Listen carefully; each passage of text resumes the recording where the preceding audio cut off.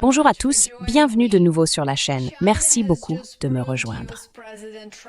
La Chine vient de prouver que le président américain Trump avait tort et a franchi une étape qui est déjà en train de remodeler la conversation économique mondiale.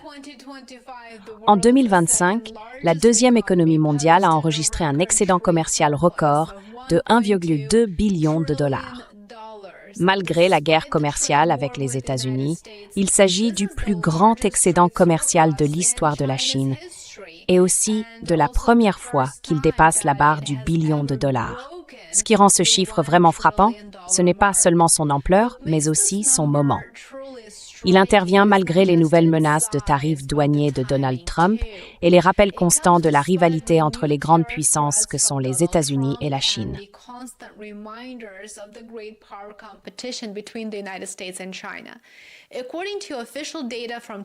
Selon les données officielles de l'administration des douanes chinoises, les exportations ont fortement augmenté à la fin de l'année. Rien qu'en décembre, les exportations de biens libellés en dollars ont bondi de 6,6% par rapport à l'année précédente, soit plus du double des prévisions des analystes. Les importations ont également progressé de 5,7%, là encore bien au-dessus des attentes. Pour la première fois, l'excédent commercial annuel de la Chine a dépassé les 1 000 milliards de dollars, battant l'énorme excédent de 993 milliards de dollars enregistré l'année précédente. Ce résultat n'a pas été porté par un boom de la demande américaine. En réalité, ce qui est très révélateur dans ce contexte, c'est que les exportations vers les États-Unis se sont effondrées d'environ 20% sur un an.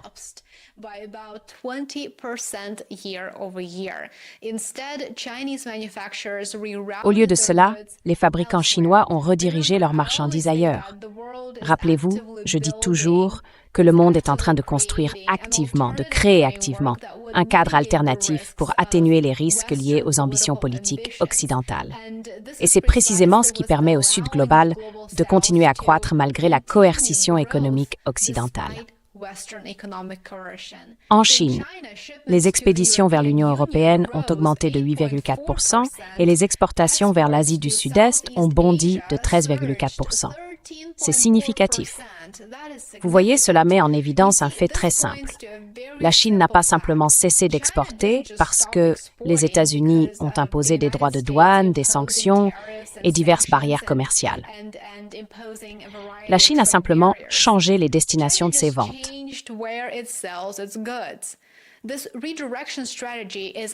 Cette stratégie de redirection est au cœur même de la réponse de Pékin face à la pression occidentale. Lorsque les droits de douane augmentent ou que les marchés se ferment, lorsqu'ils deviennent inaccessibles, les producteurs chinois cherchent des débouchés alternatifs. Et c'est peut-être précisément pour cette raison que cet excédent record rend les partenaires commerciaux de la Chine très nerveux, en particulier en Europe. Bruxelles avertit que les marchés européens sont inondés de produits chinois, mais cela indique bien sûr que les produits chinois sont demandés dans l'URL. Rappelons que BYD vient tout juste de dépasser Tesla après tout. Les exportations totales de la Chine en 2025 ont augmenté de 5,5% sur un an.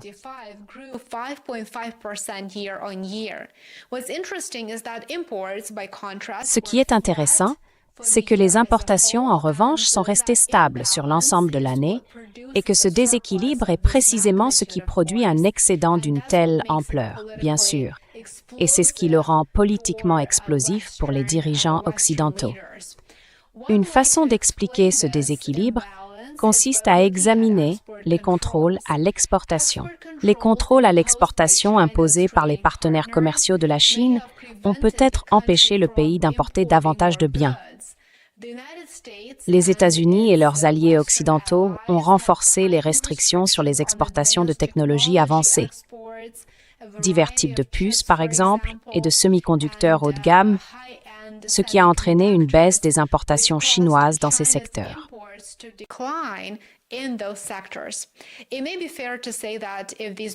On peut dire à juste titre que si ces barrières étaient levées, si elles étaient supprimées, la Chine importerait effectivement davantage des biens dont elle a besoin.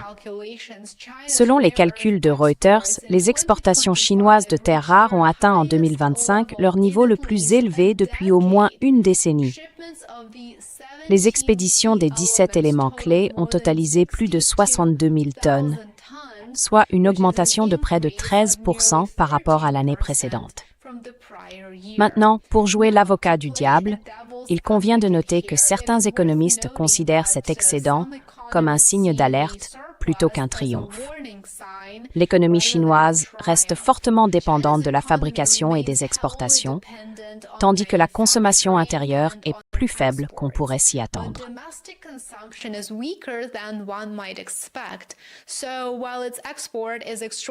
Ainsi, bien que ces exportations soient exceptionnellement solides, certains secteurs de l'économie chinoise pourraient nécessiter des améliorations, ce qui en réalité pourrait être dit de n'importe quelle économie. En ce qui concerne les déséquilibres commerciaux, le président français Macron a fait un commentaire très intéressant lors de son discours à Davos.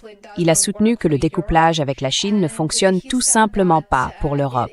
Et il a affirmé qu'il est dans l'intérêt de l'Union européenne de renouer le dialogue avec la Chine afin de stimuler la croissance économique européenne, dont elle a grandement besoin.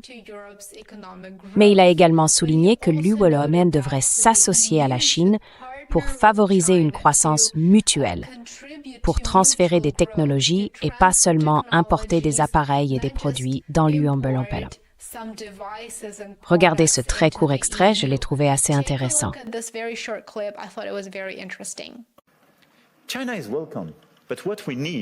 La Chine est la bienvenue. Mais ce dont nous avons besoin, c'est de davantage d'investissements étrangers chinois en Europe, dans certains secteurs clés, afin de contribuer à notre croissance, de transférer certaines technologies et pas seulement d'exporter vers l'Europe des appareils ou des produits qui parfois ne respectent pas les mêmes normes ou sont bien plus subventionnés que ceux produits en Europe.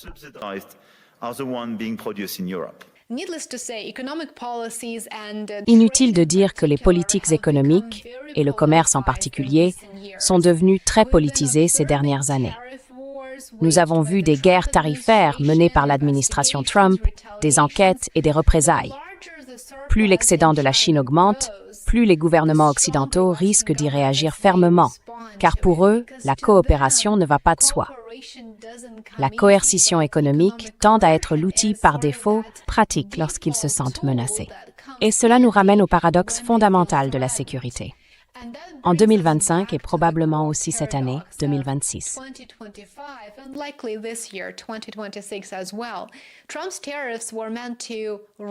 Les droits de douane de Trump visaient à freiner la Chine, à créer effectivement des obstacles à son essor économique. Mais au lieu de cela, la Chine a enregistré son plus grand excédent jamais atteint. Les exportations vers les États-Unis ont fortement chuté, mais les exportations totales ont en réalité continué d'augmenter. La pression n'a pas disparu, elle s'est simplement déplacée. Et la Chine s'est réajustée. C'est ce qui arrive. Ce qui se passera ensuite définira la prochaine phase du commerce mondial. Si les États-Unis se resserrent davantage, la Chine se tournera encore plus vers l'Europe, l'Asie du Sud-Est et le Sud global. Si l'Europe réagit, les frictions commerciales se multiplieront, bien sûr. Un excédent de 1,2 billion de dollars n'est pas qu'une simple statistique.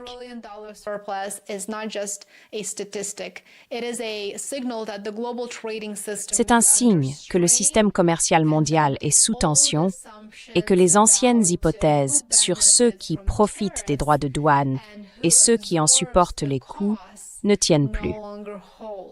Au fait, je viens de mettre en ligne une vidéo expliquant que ce sont les consommateurs américains et non les importateurs étrangers qui paient pour les droits de douane de Trump. Assurez-vous de regarder cette vidéo ensuite.